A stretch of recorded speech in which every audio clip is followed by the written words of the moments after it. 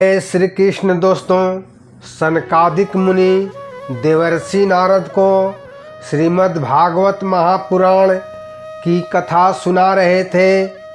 उस समय भक्तों के चित्त में अलौकिक भक्ति का प्रादुर्भाव हुआ। देख श्री भगवान अपना धाम छोड़कर वहाँ पधारे। प्रभु के प्रकट होते ही चारों ओर जय हो जय हो जय हो की ध्वनि होने लगी। जय श्री कृष्ण। श्रोता बंधुओं, श्री कृष्ण गोविंद हरे मुरारी, हे नाथ नारायण वासुदेव। मैं पंडित गोपाल जी तिवारी अपनी सत्य सनातन ज्ञान संगम चैनल पर सभी धर्म प्रेमी बंधुओं का स्वागत करता हूँ। हमारे चैनल पर वेद पुराण की कथाओं का संग्रह हर दिन आता है। आज की कथा में श्रीमद् भागवत महापुराण महात्म्य का चौथा अध्याय की कथा है, जिसमें आत्मदेव नामक तेजस्वी ब्राह्मण एवं गोकर्ण जी के उपदेश का वर्णन किया गया है। धर्म प्रेमी बंधुओं, ओम नमो भगवते वासुदेवाय। जय श्री कृष्ण। नारद जी ने कहा, मुनिवर आप लोग बड़े कृपालु हैं, कृपया बताइए इस भागवत कथा सप्ताह यज्ञ के द्वारा कौन कौन लोग पवित्र हो जाते हैं। सनकादिक ने कहा, देवर्षि नारद इस विषय में एक प्राचीन कथा सुनाते हैं। उसके सुनने से ही पाप नष्ट हो जाते हैं। पूर्व काल में तुंगभद्रा नदी के तट पर एक सुंदर नगर बसा हुआ था। उस नगर में समस्त वेदों के विशेषज्ञ और श्रौत स्मार्त कर्मों में निपुण आत्मदेव नामक ब्राह्मण रहते थे। वे साक्षात दूसरे सूर्य के समान तेजस्वी थे। उनकी पत्नी का नाम धुंधुली देवी था। पतिदेव जितने सीधे सच्चे व सरल थे, उनकी पत्नी उतनी खतरनाक महाझगड़ालू। बिना झगड़ा किए उसका भोजन ही नहीं पचता था। पंडित आत्मदेव की कोई संतान नहीं थी। इस कारण ब्राह्मण देवता बहुत दुखी रहते थे। भक्तों, एक दिन ब्राह्मण देवता दुखी होकर घर से वन को चले गए। दोपहर के समय प्यास के कारण एक तालाब पर गए और जल पीकर संतान के लिए दुखी और थके होने के कारण वहीं बैठ गए। भक्तों, कुछ समय बाद वहाँ एक सन्यासी महात्मा आए। महात्मा जी के जल पी लेने पर ब्राह्मण उनके पास गए। महात्मा के चरणों में प्रणाम करके उनके सामने खड़े होकर लंबी लंबी सांस लेने लगे। श्रोता बंधुओं, सन्यासी महात्मा ने पूछा, ब्राह्मण देवता रोते क्यों हो? तुम्हें क्या चिंता है? मुझे अपने दुख का कारण बताओ। महात्मा जी, मुझे संतान नहीं है, इस कारण मेरे द्वारा दिया गया जल मेरे पितर प्रसन्न मन से स्वीकार नहीं करते। संतान के लिए इतना दुखी हूँ कि मुझे सब सूना सूना दिखाई देता है। मैं प्राण त्यागने के लिए इस वन में आया हूँ। मैं जिस गाय को पालता हूँ वह भी बाँझ हो जाती है। जो पेड़ लगाता हूँ उस पर भी फल फूल नहीं लगता। मेरे घर में जो फल आता है वह भी बहुत जल्दी सड़ जाता है। भक्तों, इतना कहकर ब्राह्मण देवता दुख से व्याकुल होकर उस सन्यासी महात्मा के पास फूट फूट कर रोने लगे। वो महात्मा योगनिष्ठ थे। उनकी ललाट की रेखा देखकर सारा वृतांत जान गए। धर्म प्रेमी बंधुओं, सन्यासी ने कहा, ब्राह्मण देवता, मैं इस समय तुम्हारा प्रारब्ध देखकर बताता हूँ, सुनो। 7 जन्म तक तुम्हारे पास कोई संतान नहीं हो सकती।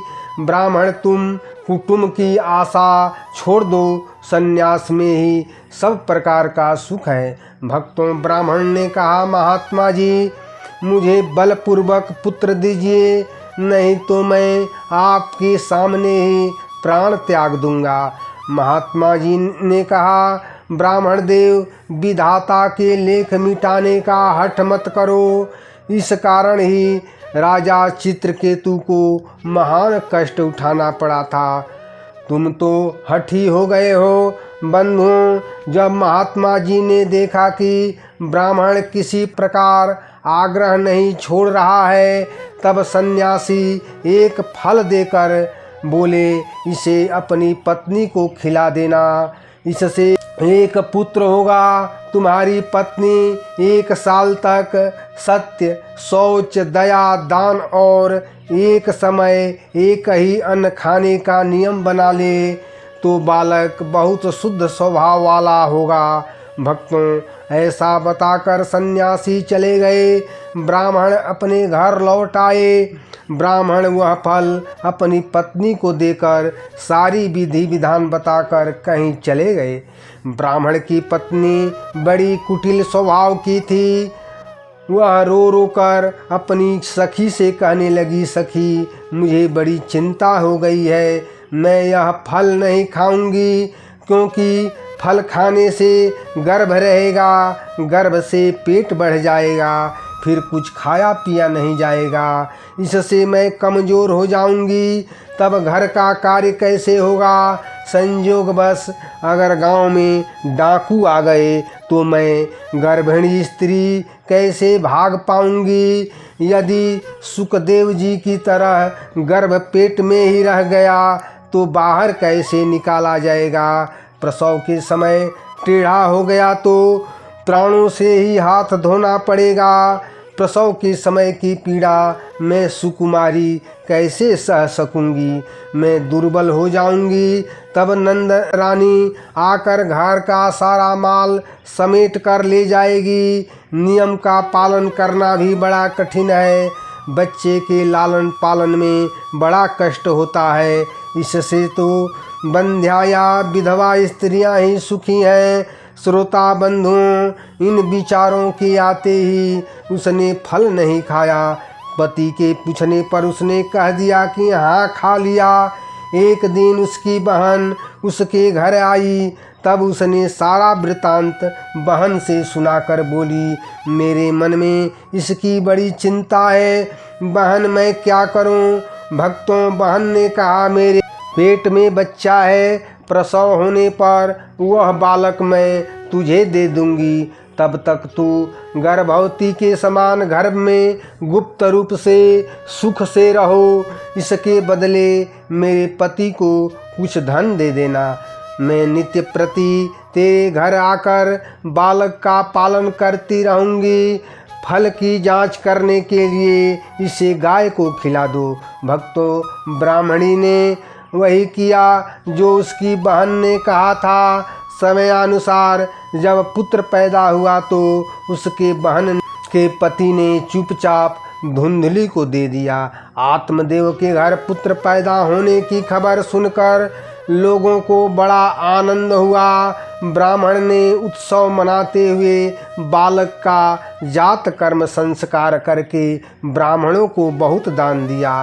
धुंधली ने अपने पति से कहा, मेरे स्तनों में दूध नहीं है, मेरी बहन को अभी अभी बालक हुआ था, वह मर गया, उसे बुला लेते हैं, वह आपके बच्चे का पालन पोषण कर लेगी।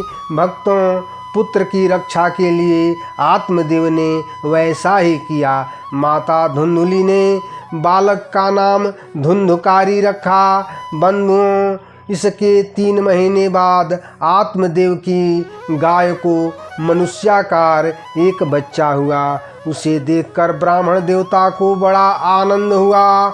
इस समाचार से लोगों को बड़ा आश्चर्य हुआ। लोग बालक को देखने के लिए आए।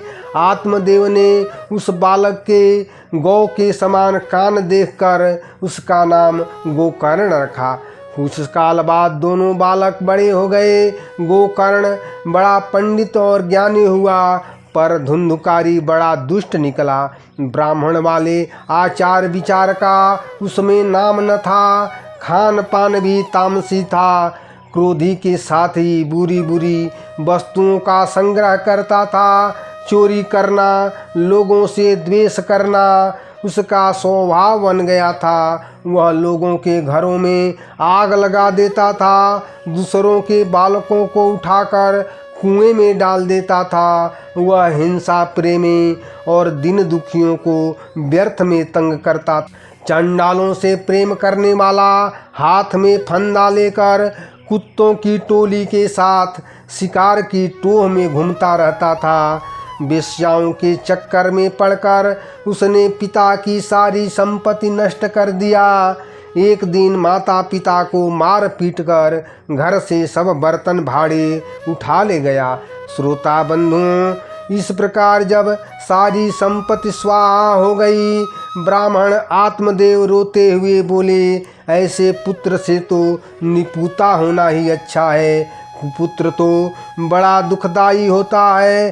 अब मैं कहाँ रहूं, कहाँ जाऊं? इस दुख के कारण अवश्य मुझे प्राण छोड़ने पड़ेंगे। उसी समय गोकर्ण जी आए। पिता को वैराग्य का उपदेश देते हुए बहुत समझाए। पिताजी, पुत्र किसका है, धन किसका है? यह मेरा पुत्र है। इस अज्ञान को छोड़ दीजिए। मोह से नरक की प्राप्ति होती है। यह शरीर तो नष्ट होगा ही, इसलिए सब कुछ छोड़कर वन में चले जाइए। गोकर्ण के वचन सुनकर आत्मदेव वन में जाने को तैयार हो गए। बोले, बेटा, वन में रहकर मुझे क्या करना चाहिए? मैं अब तक कर्मवश स्नेह फांस में बंधा हुआ इस घर रूप अंधेरे कुएं में ही पड़ा रहा। तुम बड़े दयालु हो, मेरा उद्धार करो। श्रोता बंधुओं, गोकर्ण जी ने कहा, पिताजी, यह शरीर हड्डी मांस और रक्त का पिंड है। इसे आप अपना मानना छोड़ दें। स्त्री पुत्र आदि को अपना कभी न माने। संसार क्षण भंगुर है। सबसे वैरागी होकर भगवान की भक्ति में लगे। भगवत भजन सबसे बड़ा धर्म है। साधु जनों की सेवा करें। दूसरों के गुण दोष का विचार छोड़कर भगवान की कथाओं का ही रसपान करें। भक्तों, गोकर्ण के उपदेश से प्रभावित होकर आत्मदेव ने घर छोड़ दिया और वन को चले गए। वहाँ रात दिन भगवान की सेवा, पूजा और नियम पूर्वक भागवत के 10वें स्कंद का पाठ करने से भगवान श्री कृष्ण को प्राप्त कर लिए। जय श्री कृष्ण। श्रोता बंधुओं, पंडित आत्मदेव की कथा तथा गोकर्ण जी का पिता के लिए दिया गया उपदेश की कथा अच्छी लगे तो लाइक करें, शेयर करें तथा चैनल को सब्सक्राइब जरूर करें। ओम नमो भगवते वासुदेवाय। जय श्री कृष्ण, जय श्री राम।